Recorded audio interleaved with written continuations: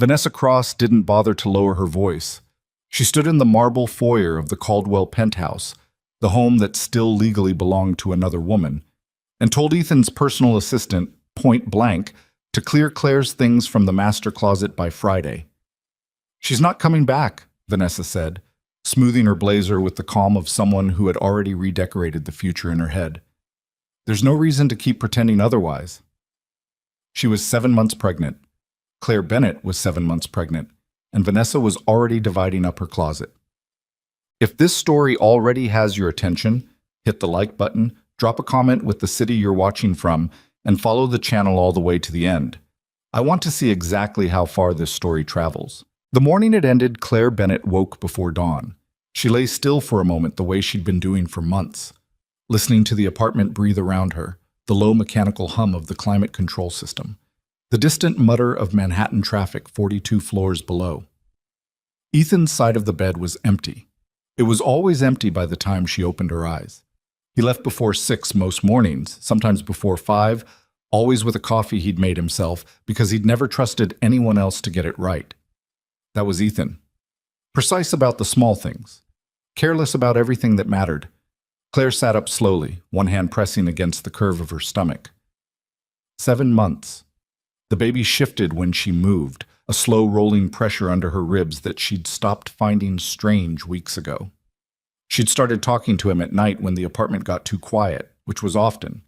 She'd tell him about books she was reading, about the way the light came through the window in the afternoon, about the neighborhood in Ohio where she grew up, where the houses had front porches and the neighbors knew your name. Small things. Real things. The kind of things she'd almost forgotten how to say out loud.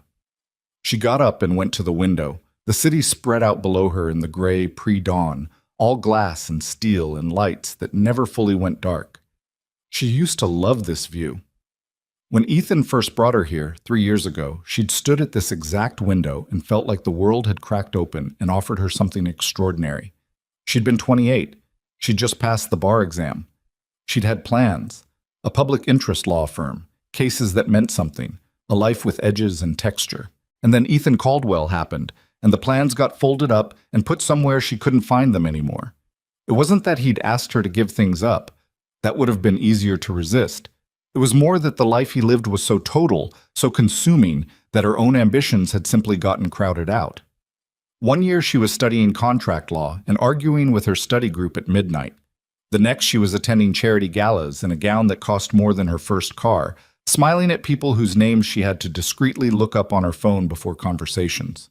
She pressed her palm flat against the cold glass.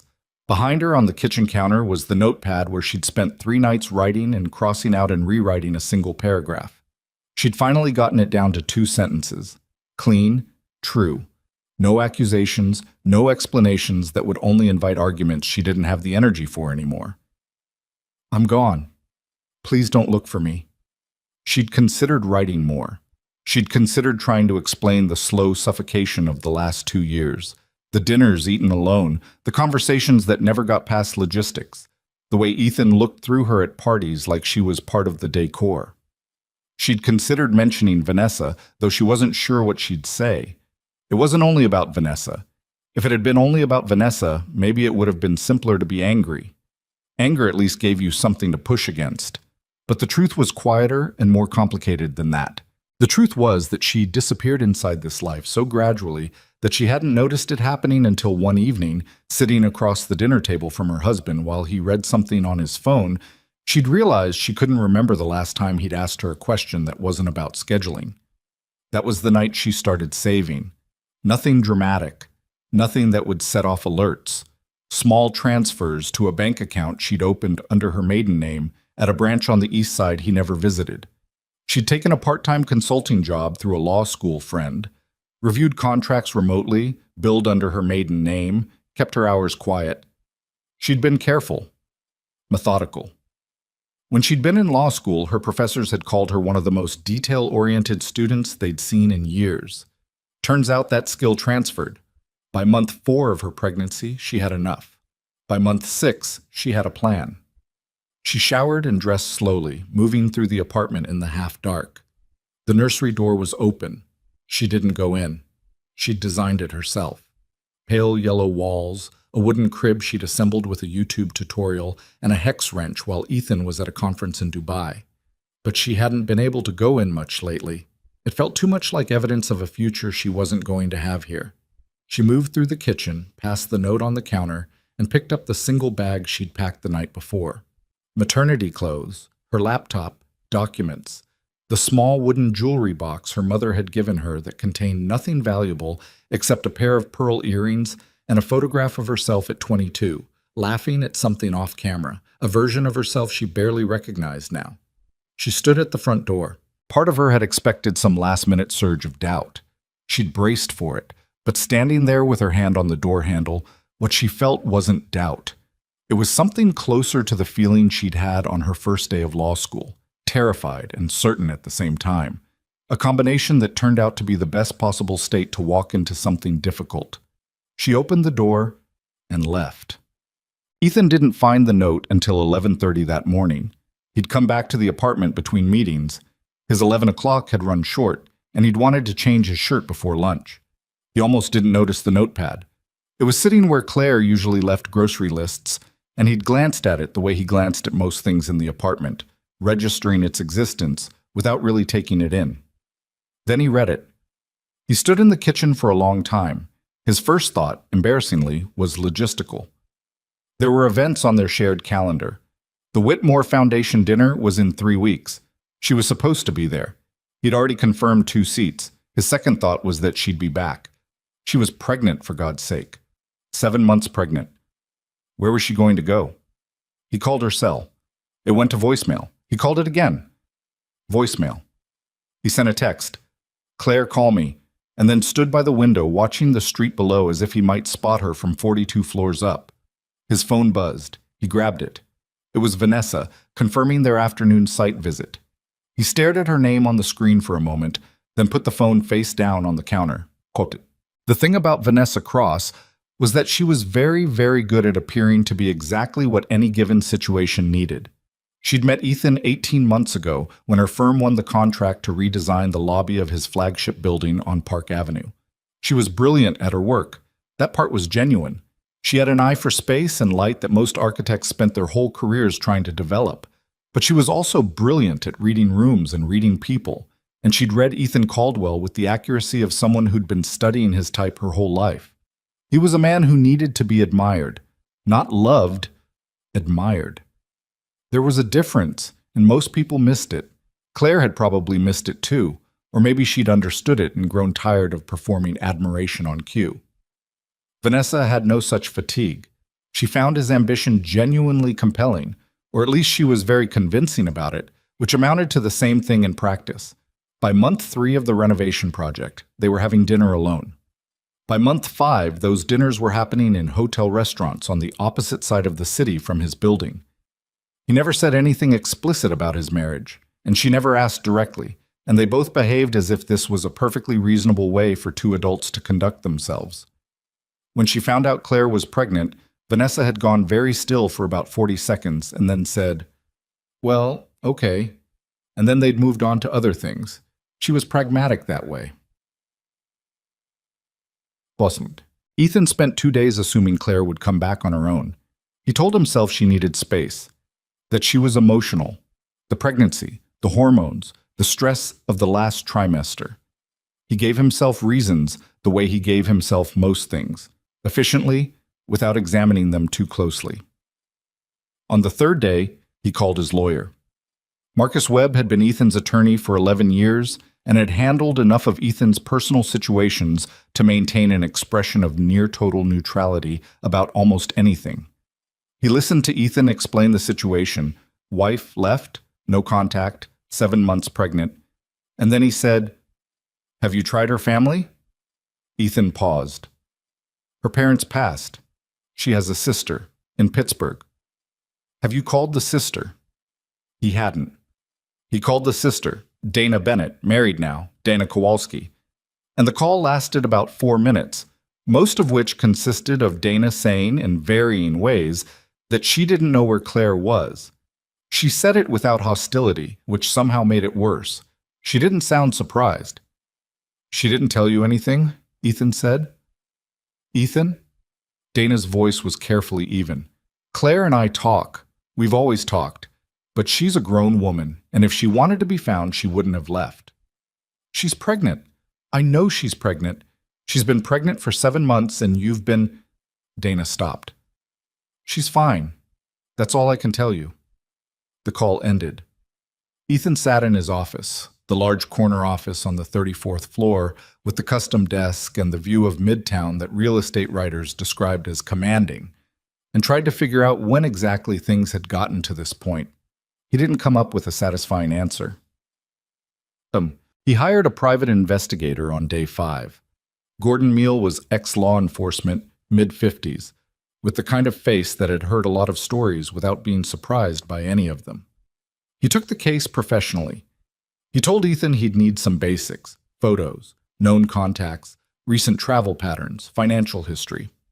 Financial history, Ethan repeated. Credit cards, bank accounts, recent purchases. Ethan had his financial people pull the records within an hour. When Gordon called back the following afternoon, his voice had the slightly careful quality of someone about to say something a client wasn't going to like. She had a separate account, Gordon said, opened about 14 months ago. Savings and checking, small transfers over time, nothing that would flag anything. The account was under her maiden name. Ethan was quiet for a moment. How long ago did she start? 14 months. 14 months. He'd been sitting with that number, turning it over. 14 months ago, Claire had been 4 months pregnant. Or rather, 14 months ago, Claire had been married to him, living in their apartment, attending his events, and quietly preparing to leave him. She'd been doing both things simultaneously. He hadn't noticed either. What else? He said. The consulting work. Gordon's voice stayed neutral. She's been billing under her maiden name through a legal services platform, reviewing contracts mostly, about 12 to 15 hours a week. She'd built up a client list. Ethan said nothing. Mr. Caldwell. Gordon paused. She planned this carefully. Whatever you might want from this investigation, I want to be straight with you. A woman who does this kind of planning doesn't want to be found. Find her anyway, Ethan said. Cut. Vanessa's response to all of this was, in hindsight, very revealing. She came to the apartment 3 days after Claire left, invited, though Ethan had been vague about what exactly he wanted from her presence. She walked through the rooms the way she'd been doing for months, with a proprietary ease that Claire had probably noticed and that Ethan had chosen not to examine. She'll probably turn up, Vanessa said. She was standing in the kitchen, looking at the place where the notepad had been. Ethan had taken it. He wasn't sure why. She doesn't have anywhere to go, does she? Not really. She has resources, Ethan said. Right, but resources aren't the same as a plan. Vanessa set her bag on the counter. She's almost in her 3rd trimester. Logistically, what's she going to do? Ethan looked at her. Vanessa, she's been planning this for over a year. Something shifted in Vanessa's face. Very briefly, barely there. You're kidding. Separate bank account, consulting income on the side. I don't know where she went, but she had time to figure it out. Vanessa was quiet for a moment. When she spoke again, her voice had shifted slightly, taken on the smoother, more careful quality it got when she was recalibrating.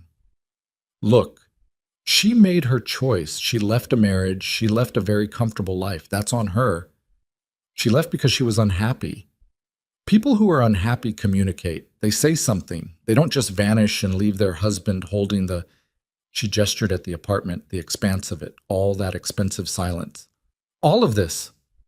Ethan looked at her for a long moment. He thought about the notepad. He thought about the word unhappy and whether it was anywhere near adequate. He thought about Dana Kowalski's voice on the phone. If she wanted to be found, she wouldn't have left. I think I need some time to think, he said. Vanessa picked up her bag. She looked at him with an expression he'd seen on her before, calculating behind the warmth, the math always running. Don't let her make you feel guilty for something she chose to do, she said. That's not fair to you. After she left, Ethan stood in the kitchen for a long time. He wasn't sure exactly what he was feeling. It wasn't guilt, not quite. It was something more disorienting than guilt. It was the sensation of looking at something you'd been standing next to for a long time and suddenly seeing its actual shape. The empty nursery was the worst part. He'd walked past it a dozen times without going in. On the ninth day after Claire left, he finally pushed the door open. She'd painted it herself. He knew that, in the abstract, he'd known at the time, had said something appreciative without really paying attention. But standing in the room now, looking at the pale yellow walls, the careful trim, the crib with its folded blanket, he thought about what it meant. She'd done this while living here, while managing the parts of his life that required a wife's presence, while quietly building her escape. She'd still painted the nursery yellow. She'd still put together the crib. He reached out and touched the wooden railing. There was a small imperfection in the finish on one side, a slight roughness, the kind of thing you'd only notice if you ran your hand across it. She'd done this herself, probably with that YouTube tutorial she'd mentioned once, the one he'd half heard while he was on a call. He stayed in the room for a long time. He didn't make any decisions in there. He didn't arrive at any great realizations. He just stood next to the crib his wife had built and let the specific weight of what he hadn't paid attention to press down on him, finally, without trying to redirect it somewhere else. Outside, 42 floors below, the city went on exactly as it always did, indifferent to all of it. By the end of the second week, Vanessa had begun telling people her version of events. Not publicly, not yet, but within the circles that mattered, the social and professional ecosystem that surrounded Ethan's life, the story was circulating. Claire Bennett had walked out on her husband while pregnant. She'd taken money, disappeared, refused contact. There were implications built into how the story was told. Instability, ingratitude, a woman who'd been given everything and thrown it back. Ethan heard a version of it from his friend Garrett at lunch, delivered carefully, the way people deliver things they want you to hear without appearing to want you to hear them. "People are talking," Garrett said. "I'm not saying I believe any of it, but you should know what's out there." Ethan looked at his food. "Where'd you hear it?" Garrett was quiet for a moment. "Couple of places." Ethan didn't ask him to name them. He knew where it originated. There was only one person in his life who moved through rooms shaping narratives, the way a contractor shapes load-bearing walls, invisible until everything depended on them. He thought about Claire painting the nursery yellow. He thought about 14 months. He picked up his fork and finished his lunch without saying much. And on the way back to his office, he sat in the back of his car and looked at the city through the window and tried to figure out what kind of man allows the story of his pregnant wife's disappearance to be quietly managed by the woman he'd been seeing on the side. He didn't have a good answer, but he was starting to understand that the question itself mattered. Outside, the city moved the way it always moved, fast, indifferent, generous to no one. And somewhere in it, or beyond it, Claire Bennett was already learning how to breathe again. The search hit its third week, and Gordon Meal had nothing useful to show for it. He'd told Ethan this directly, which Ethan had come to respect even while finding it infuriating. Most people who worked for Ethan Caldwell told him what he wanted to hear. Gordon Meal told him what was true, delivered in the same flat, undecorated tone, regardless of whether the news was good or bad. "She's not using credit cards," Gordon said. They were sitting in Ethan's office, Gordon with a thin folder on his knee that clearly didn't contain much. "Not the ones connected to your joint accounts? If she has new cards, they're under a name I haven't found yet." "What about her phone? New number." "She ditched the old one within 48 hours of leaving. Probably before she was even out of the city. Wherever she went, she planned the exit the way someone plans a legal case." Gordon paused. "I mean that as a compliment to her, not a criticism of us." Ethan stood at the window. He'd been spending a lot of time at windows lately, which was not something he would have said about himself 6 months ago. He was a man who moved through rooms with purpose, who sat at desks and made decisions and kept his back to the view because the view was just scenery, and scenery didn't close deals. Standing at windows was something other people did. "The consulting clients," Ethan said. "Has she contacted any of them?" 2 reached out to the platform asking about her availability. "The platform has no forwarding information. Whoever she built the new identity around, she did it cleanly." Ethan turned away from the window. "People don't disappear cleanly without help." "No," Gordon agreed. "They don't." They looked at each other. The sister, Ethan said. Dana Kowalski. Gordon nodded slowly. She knows something. I'm not going to tell you she doesn't. But knowing something and being willing to share it are different things. And legally, you don't have grounds to compel her to tell you anything. Claire's carrying my child. Yes, and she's an adult who left voluntarily. Gordon's voice stayed even. I'm not saying that's comfortable. I'm saying that's where we are. Ethan sat down at his desk. He looked at the surface of it, the clean, organized surface he'd always maintained, everything in its place, every file where it belonged. He thought about the nursery, the slight roughness in the crib railing where she'd sanded it herself. Keep going, he said. Gordon picked up his folder. I'll keep going. Okay. What Gordon didn't tell Ethan, because it wasn't his job to analyze his clients emotionally, only practically, was that the search was becoming less about finding Claire and more about Ethan avoiding the silence she'd left behind. The apartment was enormous, and it was quiet in the specific way of spaces that have been vacated by someone who had a presence. Claire hadn't been loud. She hadn't taken up much obvious room, but she'd had habits, a cup of herbal tea on the kitchen counter every morning, a lamp she kept on in the reading corner even when she wasn't there, a tendency to leave whatever book she was currently reading face down on the arm of the sofa. Small things. The kind of things you don't notice until they stop. Ethan noticed. He started working later to avoid coming home. He'd always worked long hours, but before there had been a point at which he stopped, some internal clock that said enough, go. And now that clock had broken or disappeared along with everything else. His assistant Rebecca started leaving later too, not because she'd been asked, but because she was perceptive and understood that her boss had developed a problem he wasn't going to name directly. Your 2 o'clock is pushed to 3, she told him one afternoon, appearing in his doorway with her iPad and the careful expression of someone managing a situation. Hartwell's flight was delayed. Fine. You also have the Caldwell Foundation board call at 4:30, and Vanessa Cross called again. He didn't respond to that last one. Rebecca waited a professional beat. Should I? No, Ethan said. Don't call her back. Rebecca made a note. She was good at not reacting to things. He'd been avoiding Vanessa since the lunch with Garrett. Not dramatically.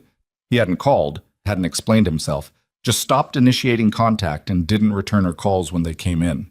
She'd left 3 messages in 4 days, each one slightly more structured than the last, the way someone constructs an argument they expect to have to make. The 4th message was shorter, just, Ethan, this is getting strange. Call me. He didn't. Vanessa Cross was not, by nature, a patient woman. She could perform patience. She'd learned that early, understood its strategic value, deployed it the way she deployed everything else, deliberately, with a clear sense of what she wanted on the other end of it. But actual patience, the kind that came from genuine equanimity, was not in her repertoire. When she wanted something, she moved toward it. When she encountered obstacles, she found ways through or around them. It was this quality, more than her talent, that had built her career. Talent was common. The willingness to push past discomfort was not. Ethan not calling her back was an obstacle she didn't know how to route around, because she didn't fully understand what had created it. She'd thought, when Claire left, that the situation would resolve naturally in her favor. Not immediately. She wasn't naive enough to expect that. There'd be a period of confusion, maybe guilt, maybe the performative search. But eventually the math would assert itself. Claire was gone. Ethan was here. Vanessa was here. The conclusion seemed geometric.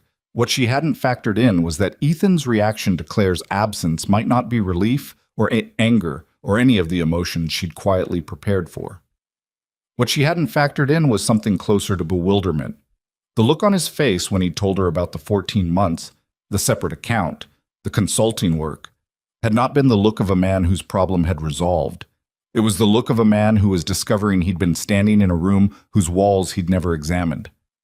She went to his office on a Thursday afternoon without calling ahead. Rebecca intercepted her in the lobby with the smooth efficiency of someone who had been quietly briefed. Mr. Caldwell is in meetings through 5 o'clock. I'll wait, Vanessa said.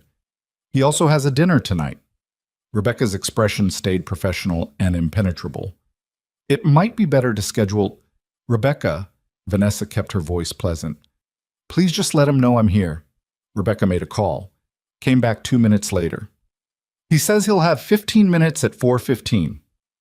Vanessa sat in the reception area for 2 hours and 20 minutes and read industry publications on her phone and did not let her expression register anything she was actually feeling. At 4:17, Rebecca showed her in. Ethan was at his desk, jacket off, looking like a man who'd been in motion all day and hadn't fully stopped. He stood when she came in. Old habit, genuine manners, one of the things that had always interested her about him, the way he'd been raised to perform courtesy even when he didn't feel it. Vanessa, you've been avoiding me. She sat without being invited to. I'd rather we just say that directly instead of dancing around it. Ethan sat back down. I've been dealing with a lot. I know, so have I. She set her bag on the chair beside her and looked at him carefully. Ethan, I understand that this is complicated. Claire leaving, the search, all of it.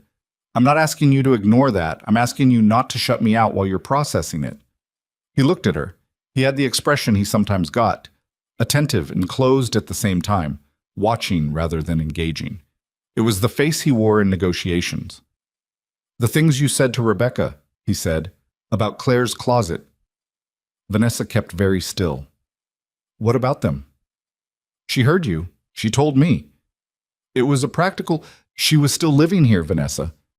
His voice was even, but not soft. Her things were still here. She'd been gone 3 days. I know. I wasn't thinking clearly. You were thinking very clearly, Ethan said. That's the thing. You're almost always thinking very clearly. I've admired that about you for a long time. He paused. I'm realizing I maybe should have looked at it differently. Vanessa felt something shift in the room. She'd been in enough negotiations herself to recognize when the ground had changed without a visible announcement. What are you saying? She said. I'm saying I need to figure out what I'm doing. He said it simply, without drama. I'm not able to do that clearly with you in the picture right now. I've been in the picture for 18 months, Ethan. I know.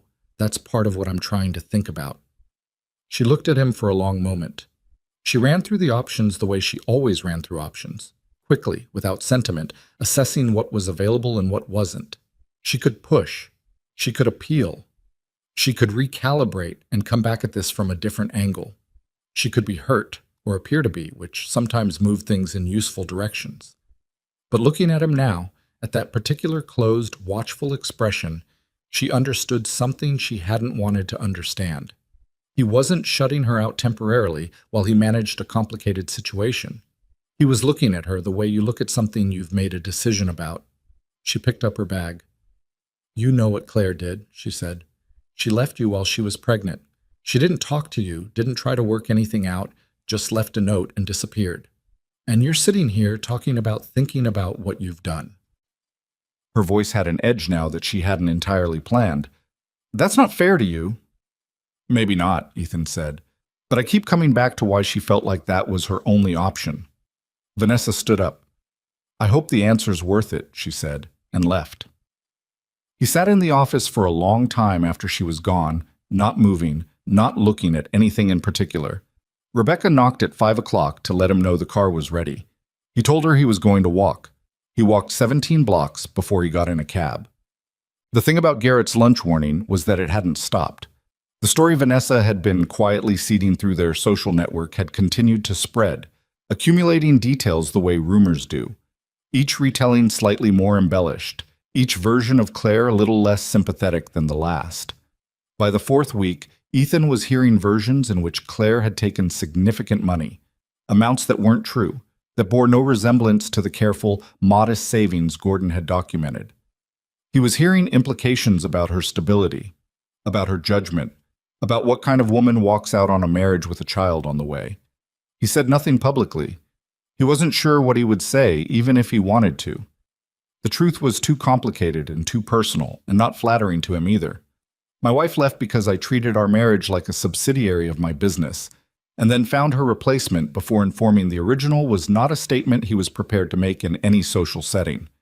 But he stopped going to the social settings. He skipped 2 events in a row, things he would never have missed 6 months ago. His absence was noticed and remarked upon. Rebecca fielded polite inquiries with careful, non-committal language. His world kept moving and he stayed still in the middle of it, which was an entirely foreign sensation. He called Dana Kowalski on a Sunday morning. He wasn't sure what he expected. She answered on the third ring.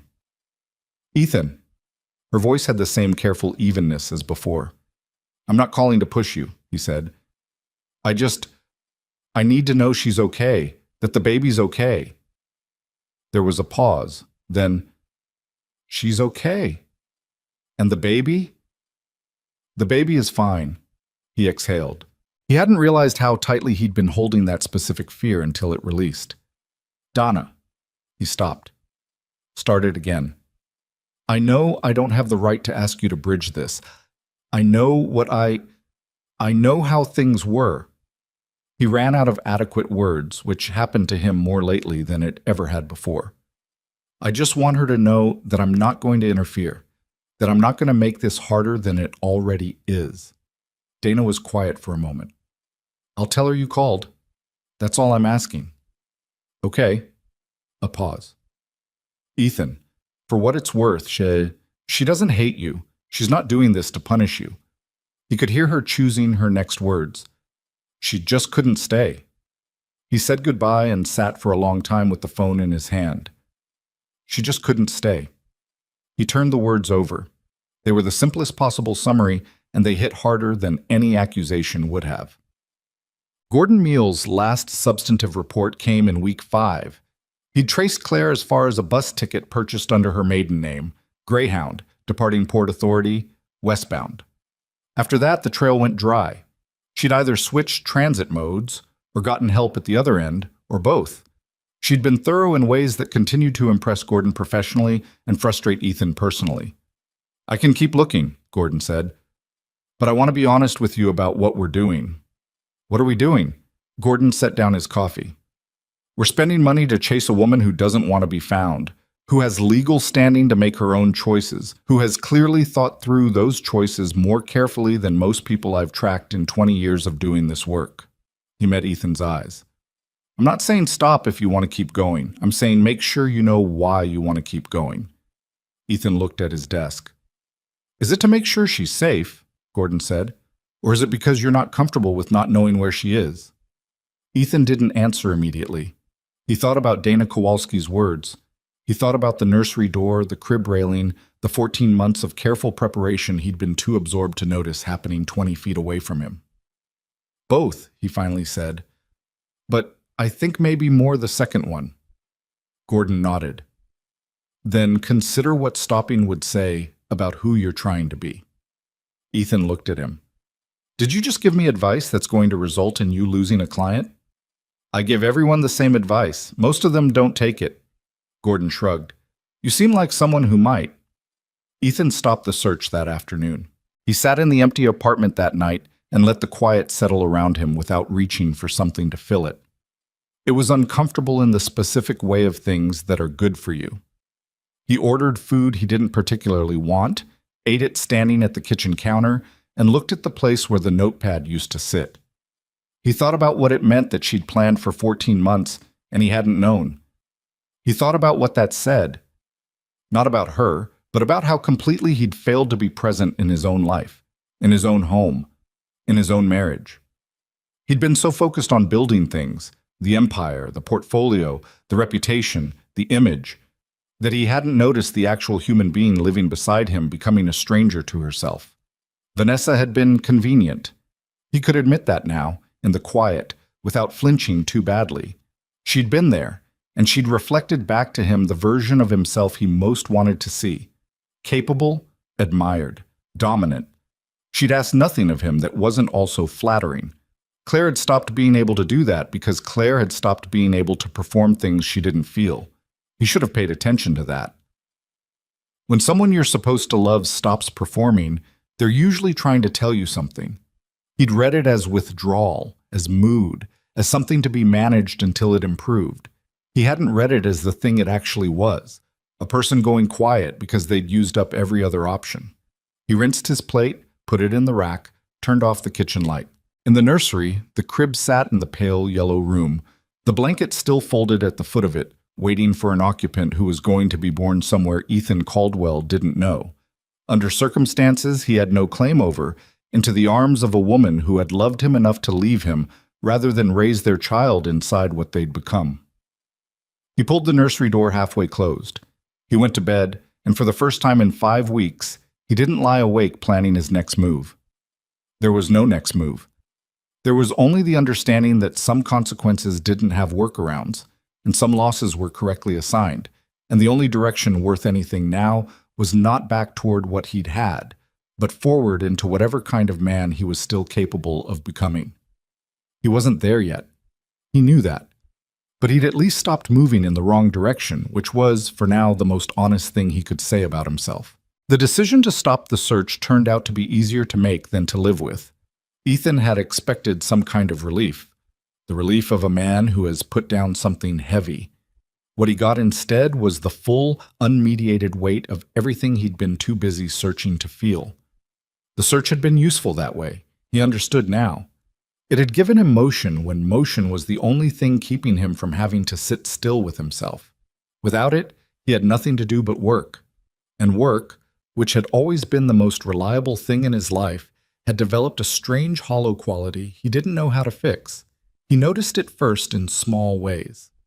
He'd be in the middle of a meeting, some acquisition discussion, some development timeline review, and he'd find himself looking at the faces around the table and feeling nothing about what they were saying.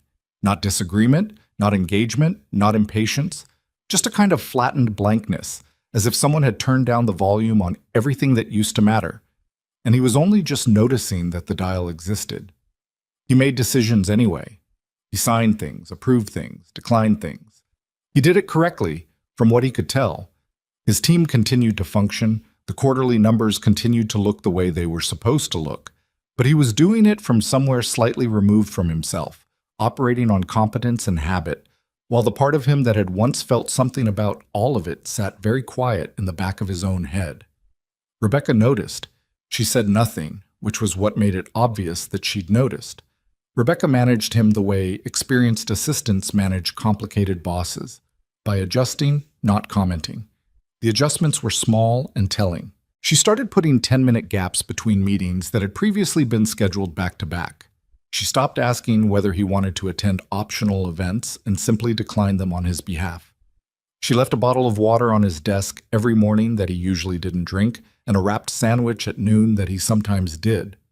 He didn't thank her for any of it, which was not ideal, and he knew it, and he added it to the running inventory of things he was doing badly. It. The board meeting was scheduled for the second Tuesday of November.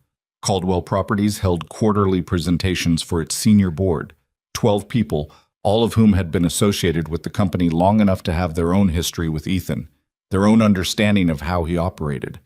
He was not a man who made presentations so much as performances. He came in prepared, commanded the room, delivered projections with the kind of certainty that made people feel that uncertainty itself was a choice other people made. The board had come to expect this.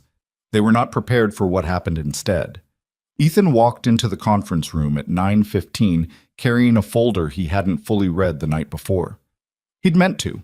He'd sat at his desk at home with the documents in front of him and found himself staring past them at the middle distance for long enough that when he'd finally looked up, 2 hours had gone by and he'd retained nothing.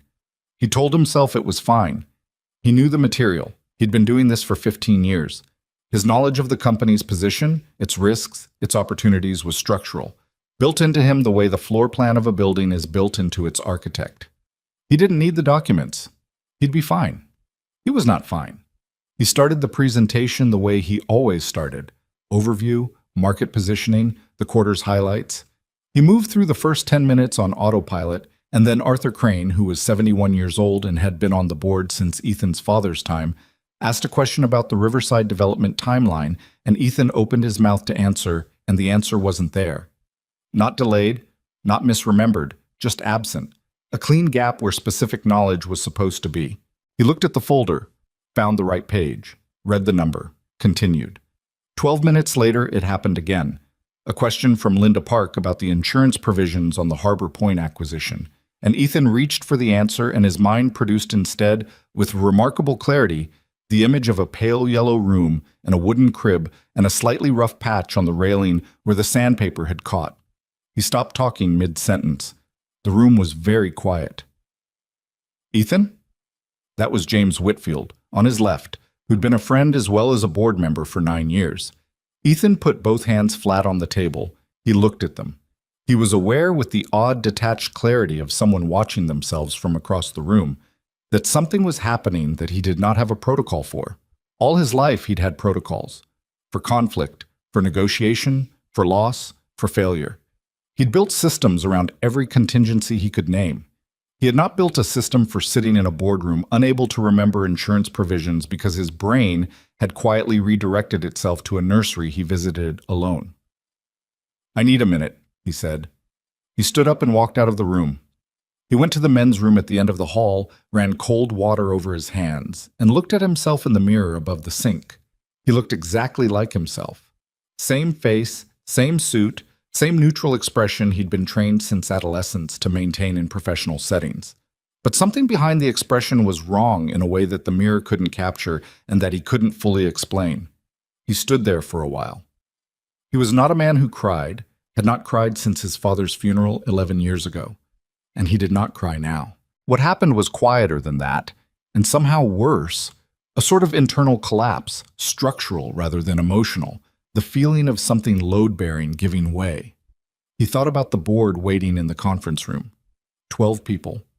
Partners, colleagues, some of them genuinely people he respected, people who'd trusted their careers and their investments to his judgment for years. He thought about the Riverside timeline, the Harbor Point provisions, the quarterly projections he'd looked at 100 times. He thought about Claire sitting at the kitchen table, eating dinner alone, looking at the wall, and him not asking what she was thinking about because he was on a call. He turned off the faucet. He went back to the conference room, sat down and said, clearly and without performance, "I apologize. I'm not prepared today in the way I should be. I'd like to reschedule this to Thursday and come back to you with everything you need." Silence. Then James Whitfield said, "Thursday works." Other board members nodded, made notes, began gathering materials with the careful discretion of people who had decided collectively to handle something difficult with grace. Arthur Crane caught Ethan's eye across the table and gave him a small nod that was not quite sympathy and not quite approval, and was somehow more useful than either. The room cleared in 7 minutes. Rebecca appeared in the doorway at minute 8 with his jacket, which he'd left on his chair, and his coffee, which had gone cold. "Thursday," she said quietly. "Thursday," he agreed. She handed him the jacket and said nothing else, and he was more grateful for that than he'd been able to express. And he went home instead of back to his office. He couldn't have said why the apartment rather than somewhere else. It wasn't comfortable there, and it hadn't been in weeks. But he went there and he sat in the living room in the chair by the window, Claire's reading chair, which he'd never used and which was unexpectedly comfortable. And he let himself do something he'd been managing to avoid doing. Think. Really think. Not problem solve, not plan, not strategize. Just think about what had happened. All of it. The whole accumulated weight of the last 3 years laid out honestly, without the angle he'd been unconsciously applying to it since Claire left. He'd met her at a charity event. She'd been there as a volunteer, not a guest, wearing a lanyard that said staff and carrying a clipboard and looking so completely uninterested in impressing anyone that he'd found it genuinely unusual in a room full of people whose entire purpose was to impress. He'd introduced himself. She'd shaken his hand and said it was nice to meet him in the tone of someone who meant it as simple courtesy rather than an invitation. He'd had to work to get her to have dinner with him. He remembered that. He remembered finding it interesting, the working for it, the novelty of a woman who didn't immediately recalibrate her energy in his direction. He should have understood what that told him about who she was. Instead, somewhere in the 2 years that followed, he'd slowly converted her from the woman who didn't recalibrate toward him into a woman whose life revolved entirely around him. And he'd experienced that conversion as natural, as the correct ordering of things, without ever once asking whether she was okay with it. He'd been proud of the life he'd given her. He could see that now with the uncomfortable clarity of retrospect, the genuine pride he'd taken in providing her with the apartment, the security, the events and connections, and beautiful, expensive version of a life. He'd given her everything he'd have wanted if he were her, without asking whether what he'd have wanted was what she wanted. He'd treated her desires as a problem he'd already solved. What was there to be unhappy about? What could she possibly be missing? He put his face in his hands. 14 months of quiet preparation. Not bitterness, not revenge. She'd have left years ago if it was revenge. Just the patient, methodical work of a woman rebuilding her own agency in whatever spaces she could find, in the margins of the life he'd built around her, until she had enough to stand on, and then she'd stood and walked. He thought about Vanessa. This was harder. Not because his feelings about Vanessa were complicated. They weren't, not anymore. But because the honest accounting of it required him to look at something about himself he'd rather not look at directly. He'd wanted Vanessa because she was uncomplicated in the specific way that Claire had stopped being uncomplicated. Claire's unhappiness had made her complicated, had required things of him that he hadn't wanted to give. Vanessa wanted nothing of him that wasn't also enjoyable to provide. She wanted to be seen and valued by a powerful man, and he was a powerful man, and the transaction had been clean and easy, and he'd told himself it wasn't really a betrayal because marriages had gray areas, and his was clearly in one. The self-deception involved in that accounting was, viewed from where he sat now, staggering. He sat in Claire's chair for a long time. The apartment was bright with afternoon light. It was a beautiful apartment, there was no question. It caught the light in ways that had required expensive architectural consultation to achieve. He'd loved it once for that. Now it just felt like a container for what wasn't there anymore. James Whitfield called at 4. They'd known each other since their 30s, which meant they'd known each other through enough to have a relationship that could hold difficult conversations without ceremony. "How are you doing?" James said. Not a question exactly, more of an opening. "I've been better," Ethan said. "I've been worse. Somewhere in between. The board is not concerned about Thursday. I want you to know that. They should be concerned. I walked out of a presentation." "You called a recess and rescheduled. There's a difference." James paused. "You've been doing this for 15 years, Ethan. One bad morning doesn't—" "It's not one bad morning." Ethan said it without drama, just flatly. "I've been operating at about 60% for 2 months. Maybe less." Silence on the line. "I know the numbers look fine," Ethan said. "They do. The machine runs because I built it well, but I'm—" He stopped. "I'm not okay." "No," James said carefully. "I didn't think you were." "Did anyone else?" "So people see what they're prepared to see." James's voice was measured. "Most of them see a man dealing with a difficult personal situation while continuing to run his company, which is also true. But I know you well enough to know that's not the whole picture." Ethan watched the light move across the floor. "She was unhappy for a long time," he said. "I didn't see it. Or didn't look." "Or didn't look," Ethan agreed. The self-correction landed without defensiveness. There was relief in it, actually, the relief of stating the truest version of something. James said nothing for a moment. Then, "What do you want to do about it? The company, I mean." "I want to do Thursday's presentation correctly. Then I want to bring in Harmon as interim operational lead for Q1. That's a significant—" "I know what it is. I need to not be responsible for every decision in this organization while I'm functioning at 60%. The alternative is making those decisions badly, which is worse." Ethan paused. "I should have done it weeks ago. I kept thinking I'd level out." "And you haven't." "I haven't." Another pause. "I'll support the Harmon move," James said, "if that's what you're recommending." "It is." "Ethan." James seemed to be choosing words. "The thing that happens to men like us, I've watched it happen, I've felt it myself in different ways, is that we build these structures, all this external architecture, and we pour everything into maintaining it, and then something removes the reason the structure was built for in the first place, and the structure keeps standing, but you're just maintaining it out of habit, and that's not a life." Ethan said nothing. "I'm not telling you what to do," James said. "I'm too old and too married to tell anyone what to do with their marriage. But whatever you do next, do it because it's actually what you want, not because it's what makes sense on paper."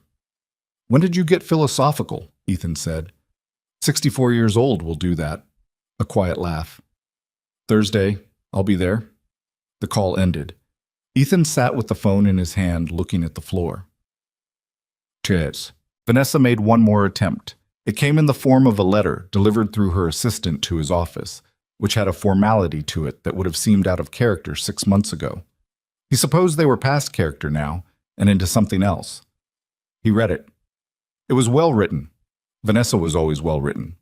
And it covered, in order, the depth of her feelings for him, her frustration at being shut out during what she characterized as a crisis of his own making, and finally, with a sharpness that came through even the composed language, the suggestion that Claire's departure had been a kind of manipulation in itself, that a woman who planned her exit for 14 months while accepting the benefits of the marriage was engaged in a form of deception as significant as anything Ethan had done.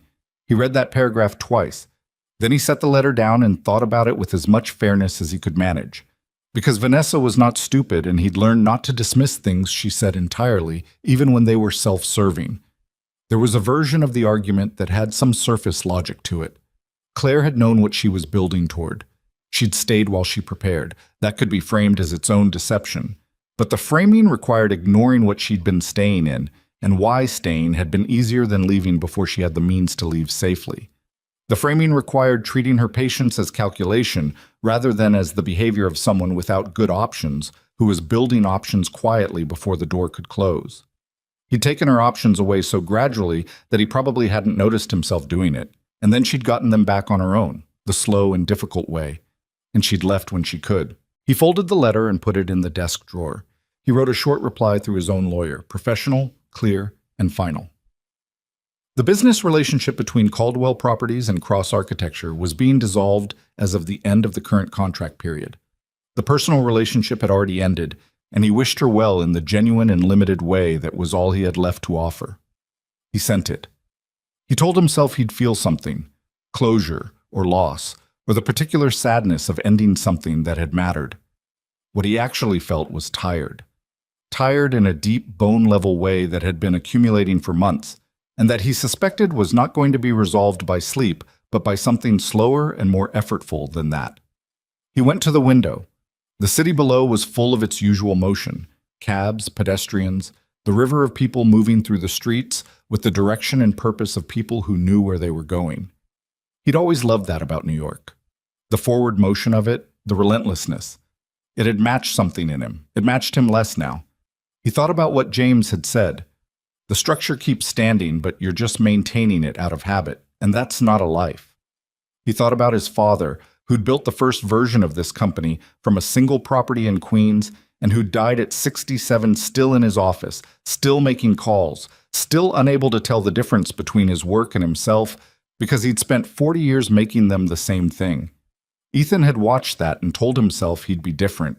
He told himself he'd build something, but he'd also build a life, separate from it, genuinely his. He hadn't done that. He'd built two versions of the same thing. The company and the marriage were both structures he managed, both portfolios he maintained. Neither of them a life in the way that word was supposed to mean something. Claire had known that before he had. She tried to live inside a structure and found she couldn't breathe, and she'd left. He couldn't blame her. Standing here, looking at the city, he couldn't manufacture the anger that had been available to him in the first weeks. All he had now was a quiet and accurate accounting of what he'd built and what he'd failed to build, and the understanding that the next thing he built needed to be different at its foundation, not just its surface. He didn't know how to do that yet. He wasn't even sure he knew what it would look like. But somewhere out there, in whatever town Claire had gotten to, in whatever life she'd started building for herself and for the son Ethan had never met, his child was going to grow up forming his first ideas about what it meant to be a man, about what love looked like in practice, about what the people who were supposed to take care of you actually did when it was hard. Ethan didn't know yet if he'd ever have the chance to be part of that child's life. He didn't know if he deserved it, and he was trying, imperfectly, inconsistently, 2 steps forward and 1 step back, to get honest about the difference between what he wanted and what he'd earned. That was the best he could say about where he was. Not healed, not transformed, just starting, finally, to ask the right questions about the right things, which was not as dramatic as a turning point was supposed to be, but which was more real than anything he'd felt in a very long time.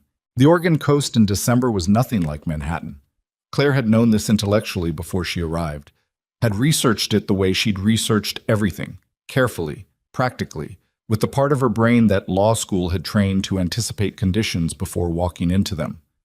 She'd known about the rain, the gray, the particular quality of Pacific winter light that was more like permanent late afternoon than actual daylight. She'd known the town of Harlow Bay had a population of roughly 4,000, and that the nearest hospital with a full maternity ward was 40 minutes south. What she hadn't known, and couldn't have prepared for, was how much she would need exactly this: the quiet of it, the scale of it. Standing on the beach her second morning there, looking at the ocean in the cold, she'd felt something she hadn't felt in so long that it took her a moment to identify it. She felt like the right size.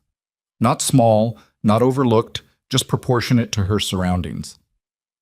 In Manhattan, she'd existed inside a life so large that she'd gradually become a detail in it, easily missed. Here, the scale was different.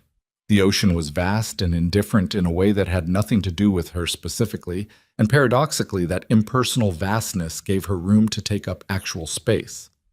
She'd found the apartment through an online listing, a two-bedroom above a hardware store on the main street, available month to month, owned by a retired couple named Frank and Loretta Driscoll, who lived 2 doors down and who had accepted her application with the same unhurried thoroughness they apparently applied to everything. Frank had shown her the apartment himself. He'd pointed out the heater quirk. It needed to be set 4 degrees higher than your actual target temperature to compensate for something in the thermostat he'd never gotten fixed. And the window in the second bedroom that stuck in humid weather, and the loose board on the third stair that he'd been meaning to replace since 2019. "You have a baby coming," he'd said, looking at her stomach with the direct, unself-conscious observation of a man his age. 2 months, she'd said. He'd nodded. "Loretta will want to bring things. She'll ask first. You can say no." He'd said it without pressure, just as information, and she'd appreciated that more than she could express. She took the apartment. She'd been going by Emma Lawson since Pittsburgh, where she'd spent 2 weeks with a law school friend named Patricia, who'd asked no questions beyond the ones Claire volunteered answers to, and who'd helped her navigate the practical steps of establishing a new name with the thoroughness of someone who'd done her own version of this kind of rebuilding once, years back, and understood what was needed without requiring it to be explained. The name Emma had been her grandmother's middle name. Lawson was her mother's surname. It wasn't untraceable. If someone looked carefully enough and knew where to look, the connections were findable. But it was enough. It was enough distance. The bookstore job came from a handwritten index card in the window of a place called Tide and Page, which occupied a narrow storefront between a bakery and an insurance office on Harlow Bay's main block. The card said, "Part-time help wanted. Books a plus. Patience required." She'd walked in on her 4th day in town, still moving carefully with the weight of the pregnancy, and introduced herself to the owner, a woman named Bet Sundaram, who was 63 and had opened the store 20 years ago and had the manner of someone who had long since stopped being interested in pretense. "You have experience with books?" Bet asked. "I'm a reader," Claire said, "and I have a law background. I can handle contracts, organize inventory, deal with vendors." Bet looked at her over her reading glasses. "You're also about to have a baby." 8 weeks, roughly. I can work until I can't, and then I'd like to come back after." "How long after?" 6 weeks, maybe 8, depending." Bet considered this with the unhurried manner of someone not easily rushed. "I don't need a lawyer. I need someone who can shelve accurately and talk to customers without making them feel stupid for liking what they like." "I can do that." "You'd be surprised how many people can't." Bet took off her reading glasses. "Monday, Wednesday, Friday, 9 to 2. We'll see how it goes." It went well. Muck. Noah arrived on a Thursday morning in late January at Coastal Valley Medical 42 minutes south of Harlow Bay, in a delivery that lasted 11 hours and was neither smooth nor unbearable. It was simply difficult, the specific difficulty of something real, and Claire got through it the way she'd been getting through things for months, by staying in the present moment and not looking too far ahead. She'd called Dana from the hospital waiting room the night before, when the contractions had started coming in a pattern she recognized from the book she'd read. "I'm going in," she said. Dana's voice, coming from Pittsburgh, was controlled and warm in equal measure. "Do you want me to come?" "I'll be okay." "That's not what I asked." Claire leaned against the wall of the waiting room. A couple sat across from her. Young, the woman in obvious early labor, the man holding her hand and looking like a person who had run out of useful things to do and was managing it badly. She watched them for a moment. "No," she said, "I don't want you to come, but I'll call you after." "You'll call me the minute after," Dana said. "The minute after." She called 19 hours later. Her voice was rough, and her arm ached from the IV they'd removed an hour earlier, and she was holding a 6-pound, 11-ounce boy who had his father's jaw and her eyes, and a way of looking around the room with focused, frowning attention that made her laugh, her first real laugh in months, because he'd been out in the world for 40 minutes and he was already taking inventory. "Noah," she told Dana. A pause. Then Dana said, in a voice that was not entirely steady, "Hi, Noah." Claire looked down at him. He'd stopped frowning and was just looking at her now, that myopic, searching look of newborns that everyone said was just reflexive, and that she decided she didn't care was just reflexive. "Hi," she said to him, quietly. The first 3 months were the kind of hard that she'd intellectually prepared for, and that turned out to be different in practice from anything intellectual. She was tired in ways that accumulated faster than sleep could address. Noah had a period in weeks 6 and 7 of crying from approximately 9 in the evening until 1 in the morning for reasons that no amount of feeding, changing, rocking, or reasoning could identify. And Claire spent those evenings walking the apartment in the dark, bouncing him, negotiating with him in the reasonable tone she'd used to negotiate with opposing counsel, telling him that she understood his position, but that they needed to find a compromise they could both live with. He was unimpressed by this strategy. Loretta Driscoll appeared on a Tuesday afternoon in week 4 with a casserole and the unsolicited but accurate observation that the baby had colic and that the best thing for it was motion and time and accepting that some nights were just going to be what they were. "My third was the same," Loretta said, sitting at Claire's kitchen table with the ease of someone who had been welcomed because she'd made herself genuinely useful rather than merely present. 4 months of it. I cried more than he did." "I've been pretty close to that," Claire admitted. "That's fine. That's normal." Loretta pushed the casserole toward her. "Eat something. You look like you've been surviving on coffee and good intentions." She had been. She ate the casserole. It was better than anything she'd made in weeks, which wasn't a high bar, but still. Loretta came back on Thursday with another dish and a baby carrier she'd ordered online after Googling best carrier for colic with the methodical determination of a woman who solved problems by researching them. The carrier helped. Not with the crying, which continued on its own schedule, but with the carrying. Noah quieted faster when he was against her chest, his ear over her heartbeat, and she could move around the apartment with her hands free, which restored her sense that she was still a functional person and not just an extension of someone else's needs. Which was an irony she was not unaware of. Spring came to Harlow Bay gradually, and then all at once, the way it always does on the coast. Weeks of gray, and then one morning the light changed and the air smelled like something different, and the town rearranged itself around warmth with the ease of a place that knew the pattern well. Claire went back to Tide and Page when Noah was 7 weeks old, bringing him in his carrier 3 mornings a week while he slept against her chest, and she shelved books and talked to customers and helped Bet update the store's online inventory, which had been maintained with the cheerful inaccuracy of someone who found digital systems vaguely insulting. "I had a system," Bet said, watching Claire reorganize the database with an expression of mild defensive interest. "Your system had 47 titles listed as available that you haven't stocked in 3 years. People could order them.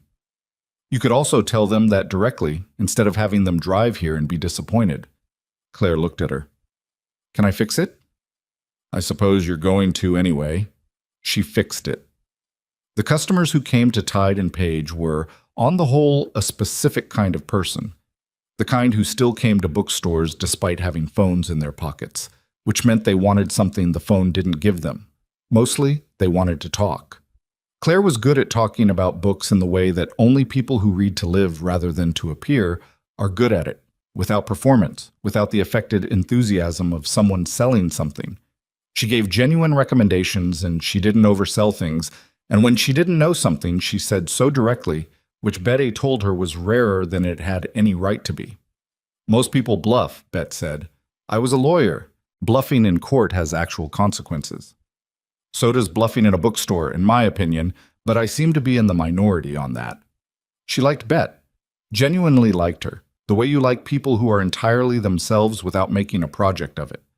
Bet had strong opinions about fiction, no patience for certain kinds of literary pretension she described only as that particular kind of self-important misery, and a habit of pressing books into customers' hands with the confidence of someone who had thought about this more than they had and trusted her own judgment without needing to be humble about it. She was also, quietly, the kind of person who noticed things and didn't require explanations for them. She'd never asked Claire anything about her history, never probed at the edges of the life Claire had arrived from. She'd taken her as she presented herself, Emma Lawson, bookstore help, new mother, reader, and let that be sufficient, which was more than sufficient. It was everything. By Noah's third month, Claire had found something she hadn't expected. A life that fit. Not a perfect life. The apartment was drafty in ways the overworked heater couldn't fully compensate for. The job paid modestly, and her savings, though careful, weren't unlimited. She had days when the loneliness of it, the specific loneliness of someone who'd voluntarily exited her entire previous world, pressed in with a weight she had to work against consciously. She had moments when she missed things she hadn't expected to miss. Her old apartment's light, certain restaurants, the professional identity she'd spent years building. She had moments, less frequent but present, when she thought about Ethan with something that wasn't quite grief and wasn't quite anger, but was some third thing she didn't have a good word for. But those moments didn't define the days. The days were defined by smaller, more immediate things, Noah's expressions, which shifted and developed week by week with a rapid aliveness that she found genuinely astonishing. The morning walks she took along the beach road before the store opened, the way the town felt on weekday afternoons, quiet and real, and scaled to actual human life in a way Manhattan had never quite been for her. She made friends carefully, the way she did most things. A woman named Rosa, who ran the bakery next to the bookstore and brought over surplus pastries on the days she'd overbaked, which was more days than not. A man named Terry, who'd retired from teaching high school English and came into the store every Tuesday and had opinions about contemporary fiction that were forthright to the point of occasional rudeness and that Claire found refreshing. Loretta, increasingly, who had shifted from neighbor to something closer to the maternal presence Claire hadn't entirely realized she was missing. It was Loretta who asked, one evening in April, the only direct question anyone in Harlow Bay had asked about her previous life. They were sitting on the porch of the Driscoll house, Claire with Noah in her arms, Loretta with the cup of tea she always had at 6 o'clock. "There's a father somewhere," Loretta said. It was not a question. Claire looked at Noah, who was watching a bird move across the sky with the same focused, frowning attention he gave everything that moved. "Yes," she said. "You don't have to tell me anything." "I know." Loretta nodded. She watched the bird too. "Is he a danger to you?" "No," Claire said. "He's not dangerous. He was just not present in the ways that mattered." Loretta sipped her tea. "Some men are like that. They're not bad exactly. They're just somewhere else." "That's probably the most accurate thing anyone said about it. Will he ever find you?" Claire thought about this honestly. "I don't think so. I don't think he's still looking." She paused. "Dana told me he called once, said he wasn't going to make things harder." She felt the complicated weight of that, the gratitude for it, and the sadness of it at the same time. "I believe him." "That's something," Loretta said. "It's something," Claire agreed. They sat in the quiet of the spring evening, the baby between them, the Pacific somewhere beyond the houses making its constant low sound against the shore. Back in New York, Ethan was becoming someone different, not transformed. Transformation was too complete a word for what was actually happening, which was messier and slower and occasionally went backward. He'd put Harmon in as interim operational lead for Q1 as planned, and then extended it through Q2 when it became clear that the company ran better for everyone when Ethan was involved at the strategic level rather than the daily level. He'd resisted this conclusion for longer than was reasonable, because it required accepting that the thing he'd built didn't need him the way he'd always assumed it did, and that was harder to absorb than it sounded. He sold the penthouse in March. He hadn't announced it. He'd asked Rebecca to have it listed through a private broker, and within 3 weeks there was an offer at asking price from a tech executive relocating from San Francisco. And Ethan had signed the paperwork in his lawyer's office in the same unspectacular way he signed everything, and then he'd gone back to the apartment and spent an hour moving through the rooms, not sentimentally, just deliberately, acknowledging each one before he stopped living in it. He stopped at the nursery last. The crib was still there. He'd moved nothing in this room. It still had the pale yellow walls and the folded blanket and the slight roughness on the railing that he'd touched in the dark weeks after Claire left. He stood in it for a long time, thinking about the child he'd never seen and the woman he'd failed to see clearly until she was gone. He didn't make any promises in the room. He didn't trust promises made in private to no one, which was something he'd come to understand about himself. He just stood there and let it be what it was. A room built by a woman who'd hoped something and then left when the hope became unreasonable. He moved into a smaller apartment in Brooklyn. Not dramatically small, he wasn't performing austerity, but human scale, with street noise and a view of other people's windows, and a kitchen that was the right size for one person without feeling like it was making a point about loneliness. His cousin Marcus, whom he hadn't seen in 3 years due to the combined efforts of distance and busyness, came over for dinner in April and looked around the apartment with the unfiltered appraisal of someone with no professional reason to be diplomatic. "This is very different," Marcus said. "From the penthouse?" "Yes." "I meant from you." Marcus sat at the kitchen table. "The Ethan I knew would not have lived in this apartment." "The Ethan you knew made a fair number of poor decisions." Marcus looked at him. They'd grown up together, went back far enough that there was no point performing. "Are you okay?" "I'm working on it." "That's not the same as okay." "No," Ethan said, "but it's more honest." He'd started doing work for a community development nonprofit, not as a donor writing a check, which was how he'd previously engaged with charitable things, maintaining a comfortable distance through financial instruments. He went in person. He sat in meetings. He used his knowledge of real estate and development and contract structure to help organizations that were trying to build affordable housing in neighborhoods where the market had turned against it. It was slow work and frequently frustrating, and sometimes he left those meetings feeling that very little progress had been made. He kept going back. His father's brother, Uncle Roy, who was 70 and had spent his life on the opposite side of the family's value system, teaching high school history in Queens, driving the same Buick for 12 years, attending every school play his kids were in, called in May on Ethan's birthday. "Heard you made some changes," Roy said. "From who?" "Marcus. He's proud of you, you know. Doesn't say it like that, but..." Ethan was quiet for a moment. "I'm trying to do better." "Yeah." Roy's voice was warm and unvarnished. "Your dad never did figure that part out. The trying to do better. He just kept trying to do more." A pause. "It's different, those two things." "I know," Ethan said. "I understand that now." "Good." Roy made a sound that was almost a laugh. "Happy birthday, Ethan. Come have dinner sometime. Sheila makes too much food every Sunday, and we eat it for days." He went to Sunday dinner in June. It was loud and crowded, and the food was too much, and everyone talked at the same time, and nobody was particularly interested in the Caldwell Properties quarterly projections. And by the time he drove back to Brooklyn, he was aware that something had shifted in him in a way he couldn't entirely quantify, but that felt like progress towards something he couldn't yet name. He thought about Noah. He thought about it often, a child he'd never seen who was growing in real time somewhere he didn't know, developing a face and a personality and a set of early experiences that Ethan had no part in. The grief of that was specific and clean, unlike the diffuse shame of everything else. It was the one thing he couldn't manage or reframe or find a productive angle on. He told his lawyer quietly that he wanted to be found if Claire, if Emma, ever reached out, not that he expected it. Not that he had any right to expect it, but he wanted there to be a door, on his side, clearly unlocked, in case she ever decided to open it. That was all he could do. He understood that. He did it anyway.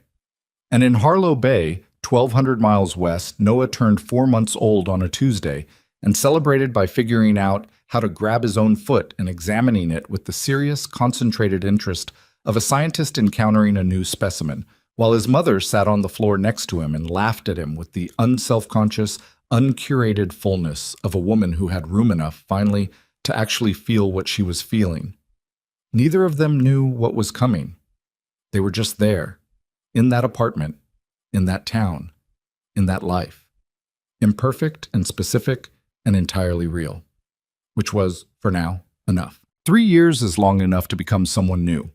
It is also, it turns out, exactly long enough to forget how much of the old self is still in there, waiting.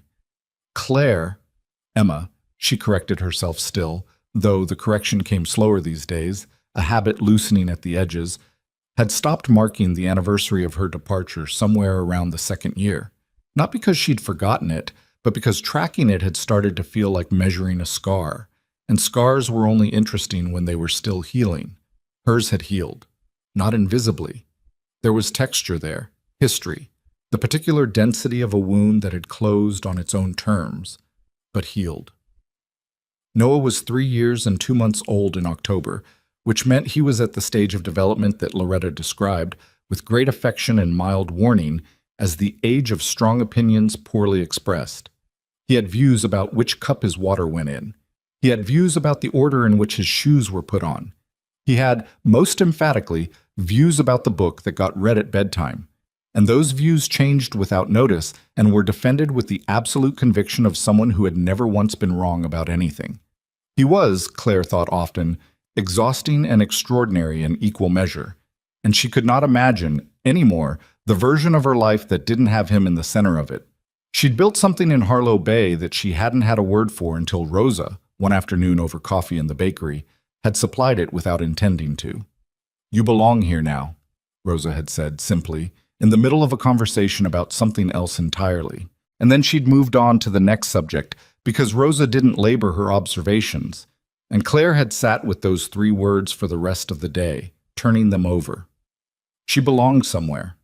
After years of existing inside a life that had been built around someone else's belonging, she had a place that was simply hers.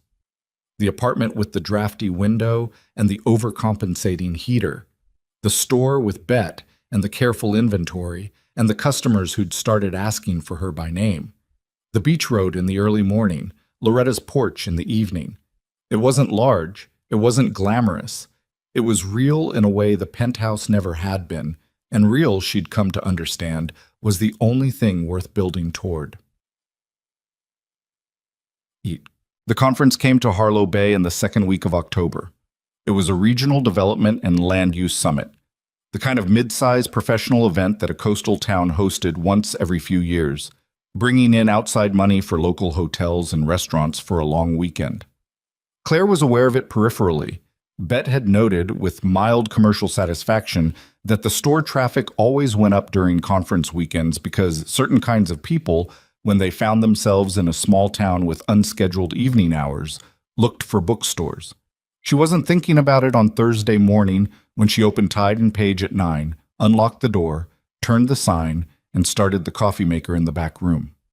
Noah was at Loretta's, a Thursday morning arrangement they'd settled into over the past year, which gave Claire 3 hours of work without the additional management layer of a 3-year-old who wanted to reorganize the shelves according to his own system, which appeared to be based primarily on cover color. She was in the middle of a new display. Staff picks, Bet's idea, executed with Claire's organizational precision, when the bell above the door sounded at 9:40. She didn't look up immediately. She was straightening a stack of titles and had them balanced in a specific way. "I'll be right with you," she said. She finished the stack. She turned around. Ethan Caldwell was standing in the doorway of a bookstore in Harlow Bay, Oregon, looking like a man who had walked into a room and understood immediately that something was about to happen that he was not prepared for. He'd changed. She registered this before anything else, the way you register the basic facts of a thing before the meaning of it. He was wearing a jacket she didn't recognize, not the kind of clothes she'd known him in, no bespoke cut, no particular statement of wealth, just a good jacket worn by someone who'd stopped using his clothing as a signal. He was thinner, maybe. Or not thinner exactly. More settled into himself, less held together by performance. His hair had some gray at the temples that hadn't been there before. His eyes found her and stayed. For a moment, neither of them spoke. The coffee maker in the back room made its finishing sound. Somewhere outside, a car passed on the main street. Then he said quietly, "Claire." Not Emma. Claire. She stood very still. She was aware of her own heartbeat in a way she hadn't been a few seconds ago, aware of the specific quality of the air in the room, the way time seemed to have changed its pace without asking permission. "Ethan," she said. He didn't move from the doorway.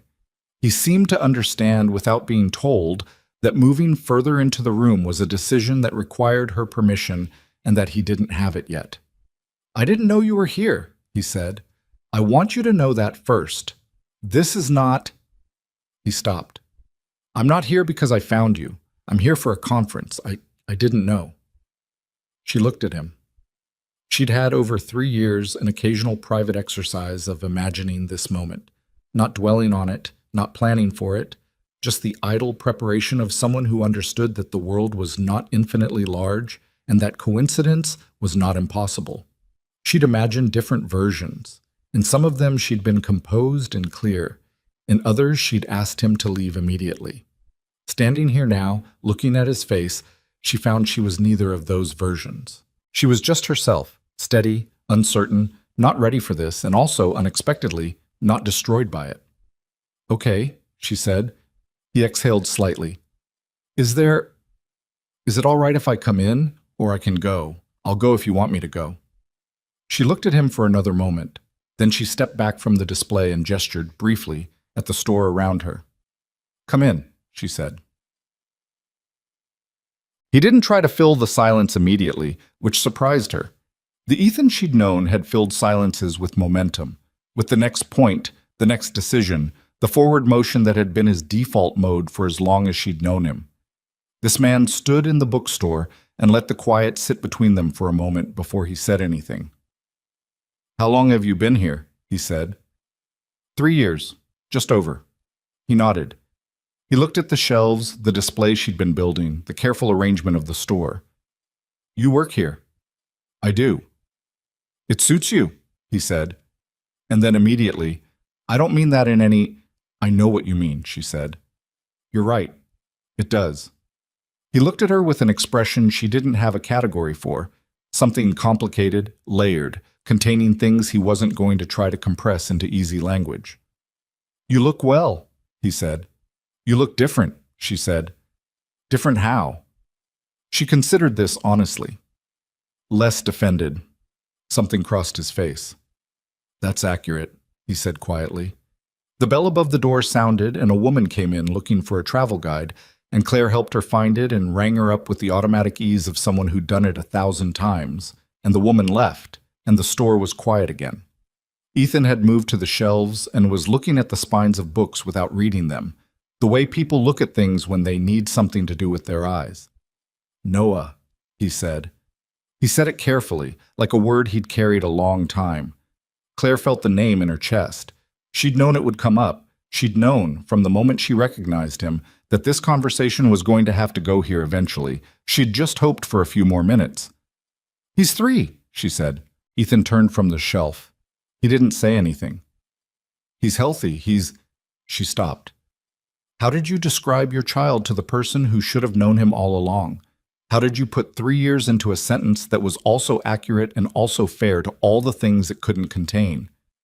He's more himself every day. That's the only way I know how to say it." Ethan nodded. His jaw was tight. Not with anger. She could read him well enough still for that. With something harder to look at than anger. "I know I don't have the right to ask anything," he said. "I want to be clear that I know that. Okay?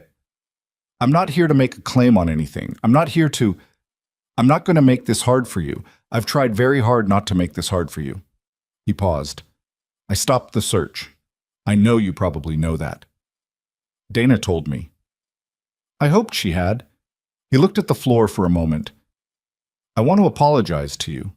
Not as a... He stopped again, started over. I've rehearsed versions of this, and they all sound like performances, so I'm going to just say it plainly. I was a bad husband to you. Not violently or dramatically bad, just the kind of bad that's harder to name because it happens gradually, and nobody does anything dramatic enough to create a clear moment where you can say that's when it went wrong. I made you invisible inside a life I was proud of giving you, and I never once asked if it was the life you wanted. He said this without crying and without reaching for her and without the theatrical quality that apologies sometimes had when they'd been thought about for too long. He said it the way someone says a true thing they've been living with long enough that the performance has been worn away. Claire looked at him. She'd thought about this too. What she would feel when he said the words she'd sometimes imagined him saying. She'd expected something more dramatic from herself, anger or grief, or the particular vindication of being seen at last by the person who'd failed to see you. What she felt was quieter than that. Something closer to sadness, without bitterness. The feeling of a door that had been stuck for a long time finally opening, not with force, but with the gradual yielding of something that had simply become ready. I know, she said. I believe you. I was also... He stopped. He was going to say Vanessa's name. She saw him decide whether to. There was someone else. For part of it, I think you probably knew. I knew. He nodded. The honesty between them was uncomfortable in the way of things that are necessary. I'm not with her anymore. I haven't been since before you. It ended when you left. I want you to know that's not why I'm saying any of this. It's not connected to any hope about Ethan.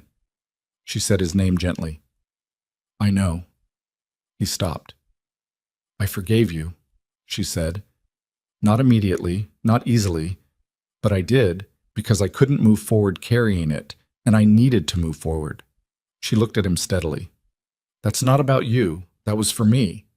But it's done. He looked at her for a long moment. Thank you, he said. He said it simply, without making it into something larger than it was. It doesn't change things, she said. I need you to understand that. This isn't the beginning of something. The marriage is over. That's not cruelty. That's just true. I understand, he said. I'm not here hoping for that. He said it cleanly, without the slight pause that would have suggested he needed to convince himself. I needed you to know, and I needed you to know I know. The store was quiet around them. Bet wouldn't be in until 11. The street outside was doing its ordinary Thursday morning things. Noah's with a neighbor this morning, Claire said. Something shifted in his expression. Very careful, very still. I'm not promising anything, she said. I want to be direct about that. I'm not making any decisions today, but he should know his father exists. At some point, when I decide how to do that. She paused. I'm not there yet, but I'm not close to it. Ethan nodded. He seemed to be applying significant care to not saying too much, which was its own kind of change.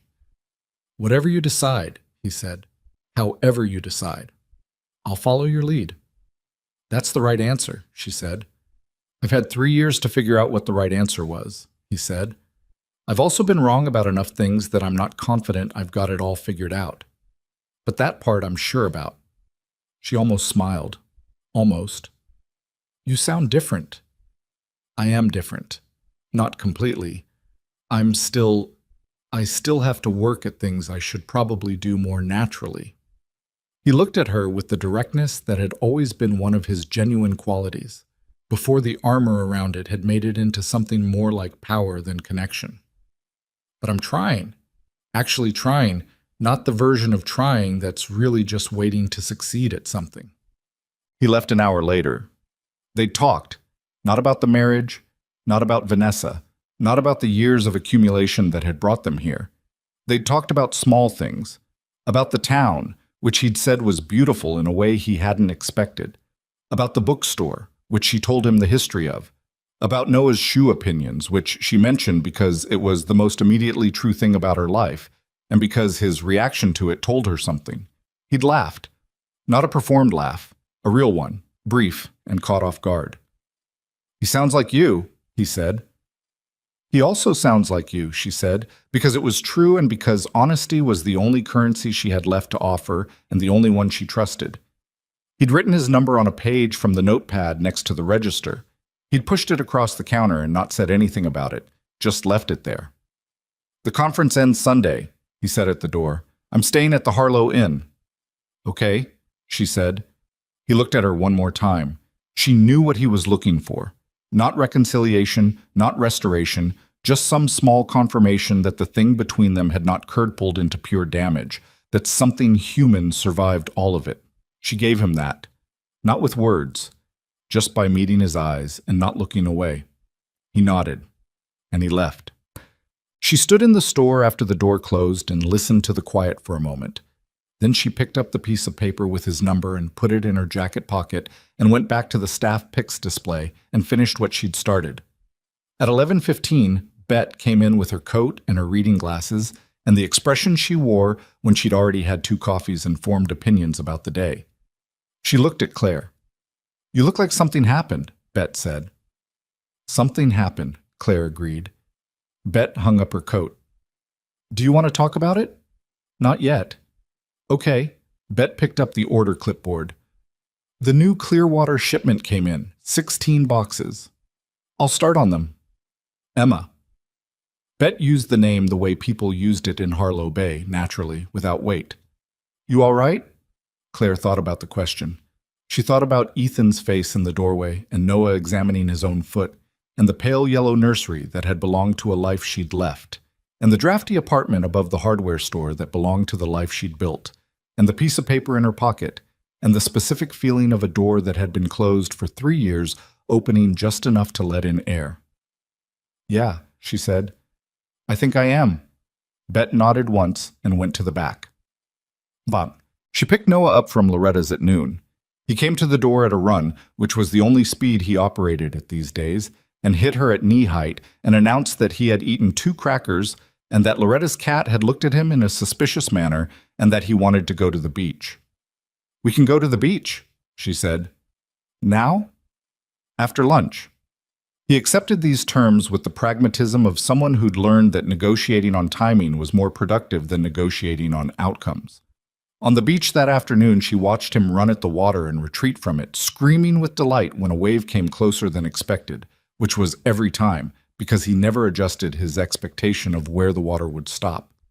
He just kept being surprised by it. He'd been doing this for a year, and he was still surprised every single time. She watched him and thought about what it meant to raise a person. Not the logistics of it. She'd learned those, was still learning them, would probably be learning them until one of them died. She thought about the less visible work of it, the work of becoming someone your child could look at and learn from, the work of being honest about your own failures without making your child carry them, the work of making sure that the life he was watching you live was actually lived and not just managed. She thought about what she would tell him someday about his father. Not the whole story, not yet, not for a long time, but eventually some version of it, age-appropriate and honest, and refusing the 2 easy options of either making Ethan a villain or erasing him from the picture entirely. The truth was more complicated than either, which was inconvenient, but also, she thought, worth preserving. Complicated truths were how you learned things. Simple ones were just comfortable. She thought, he deserves to know where he came from. He deserves a father who has genuinely tried to become someone worth knowing. He also deserves a mother who decides those things on his behalf with care and without bitterness, and then hands the decision to him when he's old enough to make it himself. She could do that. She knew she could do that now in a way she wasn't sure about a year ago. A wave came and Noah shrieked and ran, and she stood at the edge of the dry sand and watched him and felt the specific weight of the moment, ordinary and enormous at the same time, the way the most important moments almost always were. The piece of paper was still in her pocket. She wasn't going to call today. Maybe not this week. But she was going to call at some point when she'd thought about what to say and how to say it and what she actually wanted from the conversation. Not because Ethan had asked, not because she owed it to him, or to the marriage, or to anything that was already over. Because Noah was running at the Pacific Ocean every Thursday afternoon and growing into a person who was going to ask questions she needed to be ready for. Because the story of where he came from belonged to him and not just to her. Because she was not the woman who had left that Manhattan penthouse anymore. She was someone who had built herself back from the materials she actually had, and that person was steady enough to make hard choices from a place of clarity rather than fear or anger. That was what 3 years had given her. Not resolution handed to her from outside. Not rescue. Just herself, reconstituted. Her own ground to stand on. Noah turned and found her with his eyes the way he always did. That quick check, making sure she was still there. The fundamental reassurance that toddlers needed and that she'd come to understand was not weakness, but the most honest expression of love available to a person that age. Are you there? Are you still there? Still here, she called, though he hadn't said anything. He grinned at her, wide and completely unselfconscious, and turned back to the water. Some people spend their whole lives trying to get back to something they lost. They navigate by the shape of the absence, let it define the direction, measure every new thing against the old thing they're still mourning. It's human. It makes sense. Loss is loud and it knows how to make itself the center of a room. But Claire Bennett, Emma Lawson, had learned something in Harlow Bay that she thought was maybe the most useful thing she'd ever learned. More useful than anything from law school, more hard-won than anything from her marriage. She'd learned that moving toward something was entirely different from moving away from something, even when the direction looked the same from the outside. One of them left you hollowed out and driven. The other left you full. She was full. Imperfectly, occasionally spilling over the edges, occasionally running low in ways that required conscious refilling, but full. Noah ran back to her, wet below the knees, breathing hard, eyes bright. Again? He said. Again, she said, and she took his hand and they walked back toward the water together into the ordinary, irreplaceable afternoon.